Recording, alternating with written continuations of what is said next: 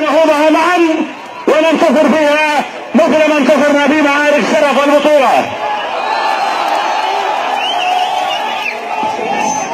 احنا جيشك للتحرير يا عيدروس، سير سير يا عيدروس، سير سير يا عيدروس، سير سير يا عيدروس، سير سير. شكرا شكرا نجوم. ولا كل السمع في الاسحاق الحاشر الجميل، ولا استطيع فيكم بكلمات الوفاء والعرفان، ولكنني ادعو الله العلي القدير ان يمكنني من الوفاء لكم بروحي ودمي.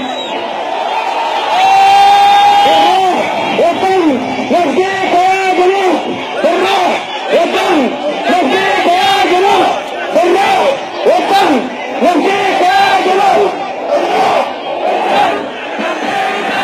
شكرا. هذا وسنخوض مشوار النظام المشترك، هذا ونخوض النضال المشترك بروح المقاومة وعنفوان العطاء باستكمال مهام ثورة الجنوب التحررية. ان غدا يوم العظيم 4 مايو 2017 سيشكل مرحلة مفصلية في مسار الحركة الوطنية الجنوبية ونقلة نوعية في العمل السياسي الجنوبي الاحترافي داخليا وخارجيا.